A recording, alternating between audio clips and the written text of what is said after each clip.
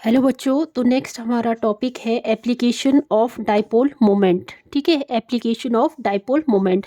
जो dipole moment है वो उसकी कुछ यूजफुल एप्लीकेशन है। फर्स्ट है nature of molecule, nature of molecules, nature of molecules. Nature of molecule मतलब ये पोलर है नेचर में या नॉन पोलर है, उसका आइडिया हमें कहाँ से मिलता है? डाइपोल मोमेंट से। तो जैसे BeF2 कैसे बनता है इसका structure? F F F fluorine क्या होता है? इलेक्ट्रोनेगेटिव होता है, इलेक्ट्रोनेगेटिव होता है। और बेरिलियम क्या होता है? इलेक्ट्रोपॉजिटिव होता है। तो जो डाइपोल मोमेंट का जो साइन है वो पॉजिटिव से नेगेटिव की तरफ एरो बनेगा और पॉजिटिव से नेगेटिव की तरफ एरो बनेगा, और जो डाइपोल मोमेंट की वैल्यू है वो ज़ीरो आ जाएगी। अगर डाइपोल मोमेंट की वैल्यू ज़ीरो आती है, दिस मीन ये क्या है? Non polar in nature. ठीक है, नॉन पोलर इन नेचर। और दूसरा केस हम ले लेते हैं पोलर का, जैसे वाटर मॉलिक्यूल का केस ले लेते हैं। वाटर ऐसे हाइड्रोजन हाइड्रोजन 1 2 3 4 5 6 7 8, और इसमें क्या है? दो लोन पेयर भी बनाए हुए हैं, दो लोन पेयर।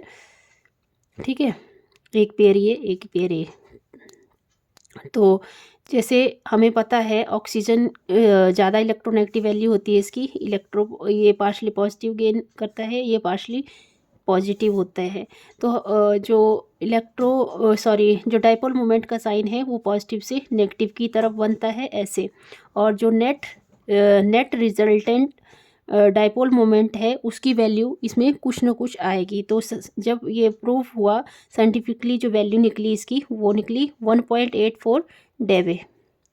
ठीक है, तो इससे पता लग रहा है क्योंकि इसमें पोल बन रहे हैं, नेगेटिव पोल पॉजिटिव पोल। इसका मतलब क्या है? ये polar in nature, polar in nature. ठीक है, दूसरा केस है, दूसरा एप्लीकेशन है इसका, to determine the polarity of bond, टू डिटरमाइन द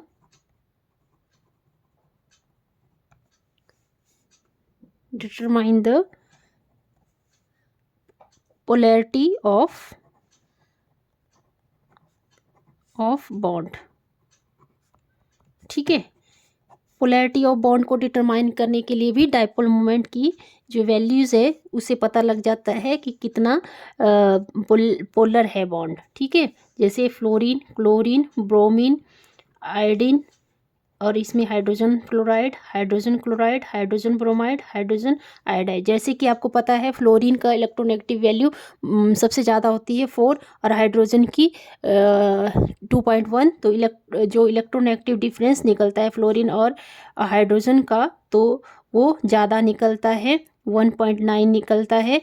और इसका डाइपोल मोमेंट की जो वैल्यू है, डाइपोल मोमेंट की जो वैल्यू है हाइड्रोजन फ्लोराइड की, वो होती है 1.78 डेबे।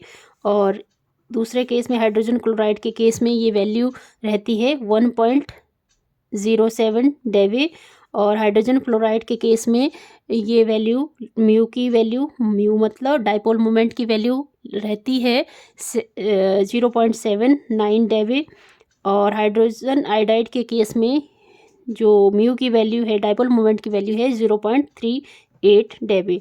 तो ये देखो यहाँ पे जितनी वैल्यू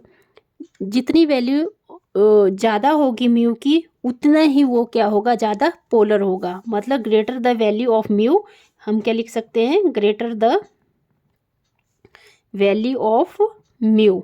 म्यू मतलब डाइपोल मोमेंट की वैल्यू जितनी ज़्यादा होगी उतना ही ज़्यादा क्या होगा? पोलैरिटी ज़्यादा होगी, पोलैरिटी विल बी मोर। ठीक है, पोलैरिटी उतनी ही ज़्यादा होगी। समझ आ गया? तीसरा केस है हमारा to determine the shape of molecule. Molecule की शेप का भी पता लग जाता है डाइपोल मोमेंट से। टू डिटरमाइन द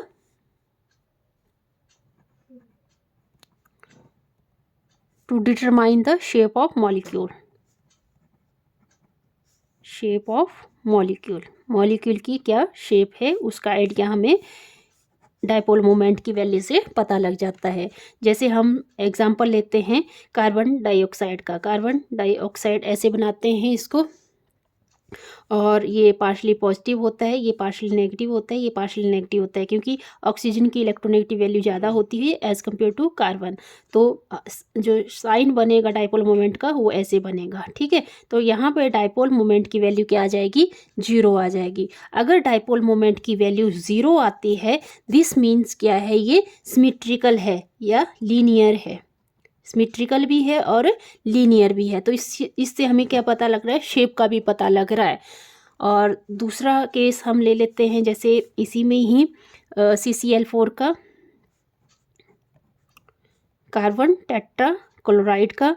तो ये कार्बन मतलब पॉजिटिव, पार्शली पॉजिटिव चार्ज आ जाएगा, partially negative, partially negative, partially negative, partially negative. और जो डायपोल मोमेंट का जो साइन है वो पॉजिटिव से नेगेटिव की तरफ लगेगा, पॉजिटिव से नेगेटिव की तरफ, पॉजिटिव से नेगेटिव की तरफ। तो ये ओवरऑल जब डायपोल मोमेंट की जो वैल्यू निकली कार्बन टेट्राक्लोराइड में, तो म्यू की वैल्यू निकली 0। दिस मीन्स ये क्या है, सिमेट्रिकल है, ठीक है, सिमेट्रिकल है। और दूसरा हम ले लेते हैं नॉन पोलर के केस में, ये तो हो गया नॉन पोलर के केस में, ठीक है। अब लेंगे हम पोलर के केस में, जैसे वाटर मॉलिक्यूल का एग्जांपल ले लेते हैं। यहाँ पे 1 पेयर और ये 1 पेयर, 2 लोन पेयर बन रहे हैं इसमें। और ये पार्शली नेगेटिव होगा, ये पार्शली पॉजिटिव होगा, पार्शली पॉजिटिव होगा।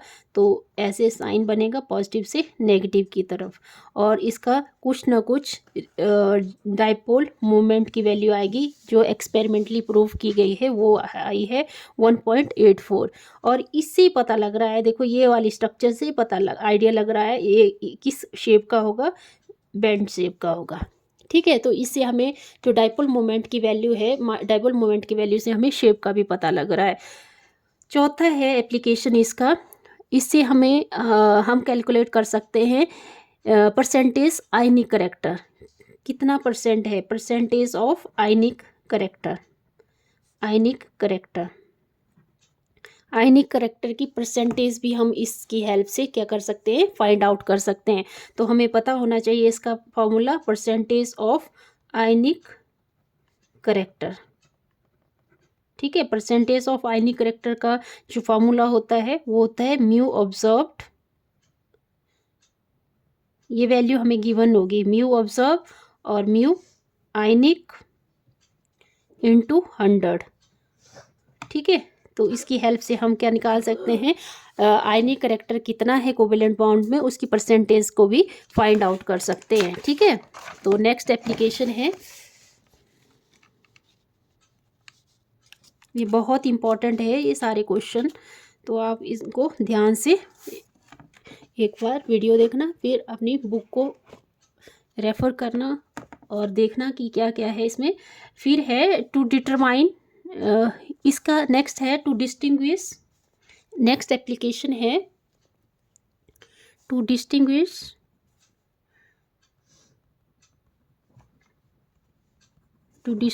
Between cis and trans isomer. ये आप पढ़ोगे नेक्स्ट जो भी चैप्टर होंगे उसमें आप पढ़ोगे आइसोमर के चैप्टर में कि कैसे शेप बनती है। तो मैं थोड़ा सा आइडिया दे देती हूँ आपको।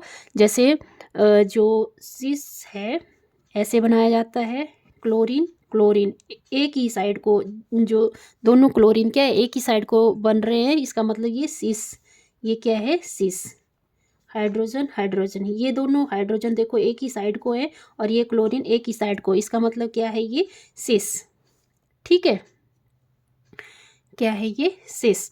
और ये देखो इलेक्ट्रोपॉजिटिव, यहाँ से अगर हम ये पार्शली पॉजिटिव होगा, ये पार्शली पॉजिटिव होगा, यहाँ पार्शली नेगेटिव, पार्शली पॉजिटिव, इसके कंपैरिजन में क्या होगा, ये पार्शली पॉजिटिव। तो ये आप देख लेना कि कैसे इसका साइन बनेगा। तो ये बनेगा सिस, इसको बोलते हैं हम सिस। इसमें म्यू की वैल्यू क्या आती है, हमेशा जीरो होता है। जो रिजल्टेंट डाइपोल मोमेंट की वैल्यू है वो जीरो आएगी। और इसको हम क्या बोलेंगे, 1,2 dichloro ethane. 1,2 dichloro ethane, ethene sorry, double bond है इसमें। 1,2 डाइक्लोरो इथीन, ठीक है। और दूसरा केस है, जैसे इसी में अगर हमने बनाना है ट्रांस का, ट्रांस का मतलब उल्टा, यहाँ पे क्लोरीन लग जाएगा, यहाँ क्लोरीन, यहाँ हाइड्रोजन, यहाँ हाइड्रोजन। तो यहाँ तो देखो सेम डाइपोल मोमेंट एक ही साइड को हो रहा था, पर इसमें देखो डाइपोल मोमेंट अब क्या होगा, अपोजिट साइड को। ये हम partially positive, partially negative, partially positive, partially negative. तो यहाँ पे देखो जो डाइपोल मोमेंट का साइन है ये अपोजिट जाएगा, पॉजिटिव टू नेगेटिव, ठीक है। और यहाँ पॉजिटिव टू नेगेटिव। तो ये क्या हो, जब हम इसकी डाइपोल मोमेंट की वैल्यू निकाल लेंगे तो जो ट्रांस के लिए है वो डाइपोल मोमेंट की वैल्यू क्या आएगी, ज़ीरो आएगी, ठीक है। तो इससे हम पता लगा सकते हैं, क्योंकि ये जो क्लोरीन और कार्बन और क्लोरीन के बीच में जो बॉन्ड बना है इसके साथ ये क्या हो जाएगा, कैंसिल आउट हो जाएगा। तो डाइपोल मोमेंट की वैल्यू क्या आएगी, ज़ीरो आएगी, ठीक है। पता लग गया आपको सिस और ट्रांस के केस में कि कैसे आप इसको डिफ्रेंशिएट करेंगे। तो जो सिस, ये क्या है, ट्रांस, ठीक है। ट्रांस के केस में जो डाइपोल मोमेंट की वैल्यू है वो ज़ीरो आती है, और सिस के केस में डाइपोल मोमेंट की वैल्यू कुछ ना कुछ आएगी, ठीक है।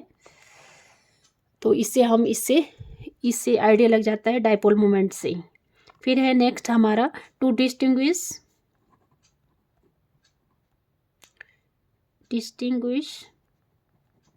Between ortho, meta and para isomers.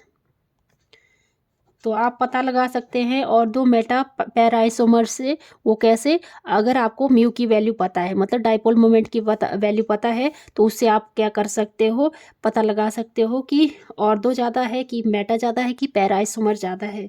तो ये बेंजीन रिंग बनाई मैंने, ठीक है। ये ऑर्थो पोजीशन होती है, ये पैरा पोजीशन होती है। ये आप जब ऑर्गेनिक का चैप्टर पढ़ेंगे तो वहाँ पे ज़्यादा आइडिया लगेगा। ये ऑर्थो पोजीशन होती है, ये मेटा पोजीशन होती है, और ये पैरा पोजीशन होती है, ठीक है। तो यहाँ पे जब हम बनाएंगे ये वाला, यहाँ क्लोरीन, यहाँ क्लोरीन, ठीक है। तो इसको क्या बोलेंगे, डाइक्लोरो बेंजीन। 1,2 डाइक्लोरो बेंजीन, क्या नाम है इसका, 1,2 डाइक्लोरो बेंजीन, ठीक है। 1,2 डाइक्लोरो बेंजीन, या इसको हम बोल सकते हैं ऑर्थो 1,2 डाइक्लोरो बेंजीन, ठीक है। फिर है जब 1,2 डाइक्लोरोबेंजीन बन गया, फिर उसके बाद हम ये बना सकते हैं, मेटा पोजीशन पे क्लोरीन लगा देंगे। तो 1, 2, 3 काउंट कर लेंगे, तो इसका नाम हो जाएगा 1,3 डाइक्लोरो बेंजीन, ठीक है। 1,3 डाइक्लोरो बेंजीन। उसके बाद ये बेंजीन रिंग और क्लोरीन एटम फर्स्ट पोजीशन पे, और जो क्लोरीन एटम है वो फोर्थ पोजीशन पे। 1, 2, 3, 4, ठीक है, 5, 6 ऐसे। तो 1,4 डाइक्लोरो बेंजीन, ठीक है। 1,4 डाइक्लोरो बेंजीन।